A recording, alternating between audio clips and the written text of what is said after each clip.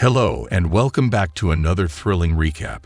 Today we are going to recap one of the most mysterious movies ever, Shutter Island. Spoilers ahead. The story unfolds in Boston, 1954.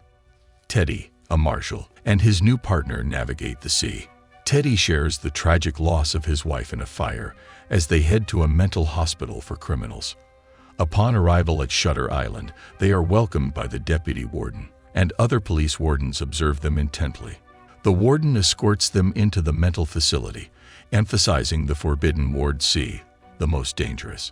Reluctantly, they surrender their firearms as instructed. Eventually, they meet Dr. Cawley. In Ward 853, they encounter various patients, including a visibly unwell woman. Inside a room, they engage with Dr. Cawley, who expresses a commitment to healing and providing comfort to the patients. Teddy inquires about an escapee, Rachel Solando.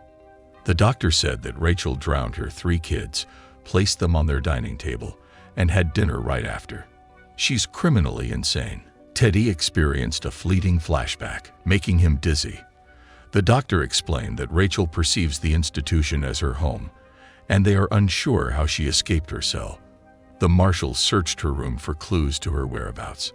Beneath the floor, Teddy discovered a note. What does the law of 4 and 67 even mean? The marshals insisted on reviewing profiles of guards and prisoners, but the doctor hesitated to assist. The marshals then joined the warden in the search for Rachel outside the facility. The warden asserted that she didn't swim out or enter any of the poisonous caves. Returning to the facility, they interviewed the staff. Glenn, the watcher when Rachel escaped, disclosed that he went to the bathroom for 1 minute. A nurse informed Teddy that she was in a group therapy session, led by Dr. Sheehan, but Teddy insisted on speaking to this doctor. Dr. Cawley mentioned that the doctor left for a vacation. Attempting to call the doctor, they were thwarted by the storm. Disbelieving, they left the facility and went to Dr. Cawley's house. The doctor's residence was opulent and extravagant, and as they explored the house, another doctor named Dr. Nering was also present. A colleague of Dr. Cawley, Teddy kept experiencing visions, particularly of snowy weather. Dr. Nering asserted that men like them, the marshals, were their expertise, men of violence. Teddy recounted a memory from his time in the army, involving killing enemies of the state. Teddy insisted they needed access to all personal files, but Dr. Nering abruptly declined. Teddy, outraged, declared that they would take the ferry back the next morning. They left and retired for the night at the facility headquarters. As they went to bed, Teddy had a memory of his wife. She told him that Rachel never left. He hugged her as blood poured out of her head. Amidst raining ashes, his wife turned into ash, and he woke up from the dream with water leaking through the roof. Due to the heavy rain and storm, they couldn't secure a ferry, so they decided to continue the investigation. They asked Dr. Cawley if they could speak to those in the group therapy session and interviewed them one by one. One of them was Mr. Breen, who had slashed a nurse in the face. As the interrogation intensified, Teddy became a bit aggressive, vigorously scratching his pencil on the paper when he couldn't extract any information from Mr. Breen. Next up is Mrs. Karen, who appears relatively normal compared to the others. They inquire about Rachel and Dr. Sheehan, but she doesn't provide any information they didn't already know. Surprisingly, as she asks Chuck for water, she steals the notebook and writes something in it. Chuck then questions Teddy, who is Andrew Lightus. Teddy, in turn, explains that Andrew was the maintenance guy for his wife's apartment and the one who set the apartment on fire. Teddy further reveals that Andrew burned down a school and was sent to Shutter Island. The two of them visit the secluded cemetery, and Teddy shares what Mrs. Karen wrote in his notebook.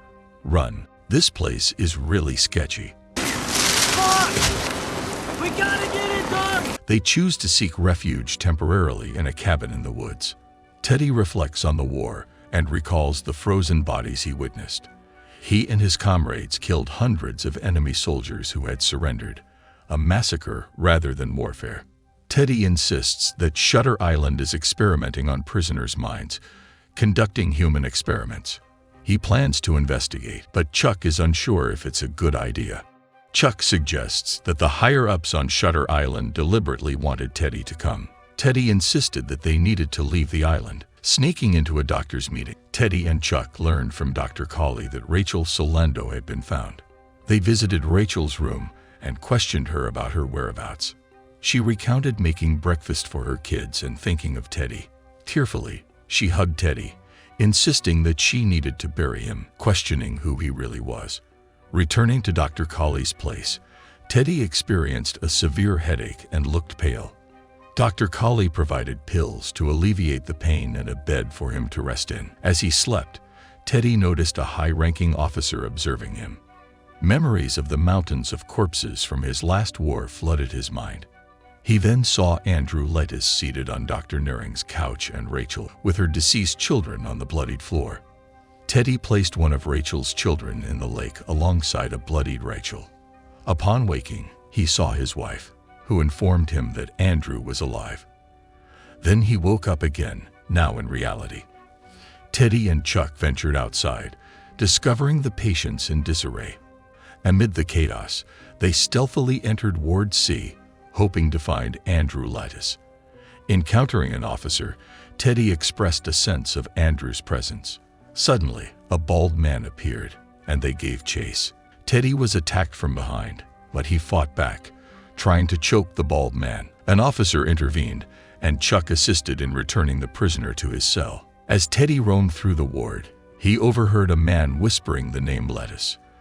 Teddy encountered a man in prison named George Noyce, who claimed to be there because of him. George appeared to be an old friend of Teddy's. George questioned Teddy's trust in Chuck and advised him that he couldn't both kill Lettis and uncover the truth simultaneously. Teddy experienced another vision of his wife, and George urged him to let her go. George informed Teddy that Lettis had been transferred elsewhere. Meeting with Chuck, Teddy persisted in his desire to visit the lighthouse. Chuck revealed they had the intake form from Lettis, confirming his presence. Teddy's distrust in Chuck grew, and he insisted on going to the lighthouse alone. Realizing the difficulty of reaching the lighthouse, Teddy returned to find Chuck gone. Instead, he discovered a body below the cliff and attempted to retrieve the intake form, which was blown away by the wind. The body disappeared, replaced by hundreds of rats. Following a lit fire, Teddy found a cave where a woman held a knife, the real Rachel Solando. She disclosed that she was a doctor, never had children, and had questioned shipments of psychotic drugs and human experiments on the island. Rachel explained that patients on Shutter Island were tested to control their minds for the perceived greater good. She warned Teddy that they would use his trauma to label him as insane and subject him to experiments. Rachel asked Teddy if he had experienced any headaches, and he confirmed that he had. She revealed that all the pills, food, and even the coffee contained drugs designed to undermine his sanity. Rachel informed Teddy that everyone on the island was aware of brain surgeries being conducted in the lighthouse. Leaving the cave, Teddy encountered an island official who drove him back to the facilities. There he met Dr. Cawley, who stated that an unidentified man had conversed with George Noyce. Teddy inquired about his partner, Chuck, but Dr. Cawley claimed Teddy had arrived on the island alone. Perplexed, Teddy roamed the facility and confronted Dr. Nering, catching him with an injection. Teddy pressed Dr. Nering against the wall, taking the injection and injecting it into him, convinced that Teddy was mentally wounded. Teddy left and slipped into a car, experiencing mirages of his wife urging him to go to the ferry. However, Teddy was convinced that Chuck was in the lighthouse. Lighting the car, he saw his child with his wife as he ran towards the lighthouse and swam to it. He overpowered a guard, seized his shotgun, and entered the lighthouse. Searching each room, Teddy found Dr. Cawley sitting in the topmost room, leaving Teddy puzzled. Cawley inquired about the severity of Teddy's hallucinations, and Teddy recounted the events involving Dr. Solando. Dr. Cawley dismissed Teddy's claims, insisting they were delusions.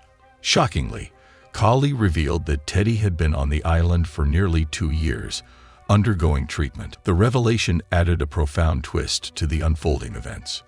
Can he trust Cawley? Cawley even presented Teddy with his intake form, stating he was violent and denying all of his crimes. Cawley presented 4 names and revealed that all of them were just made up by Teddy and were only anagrams.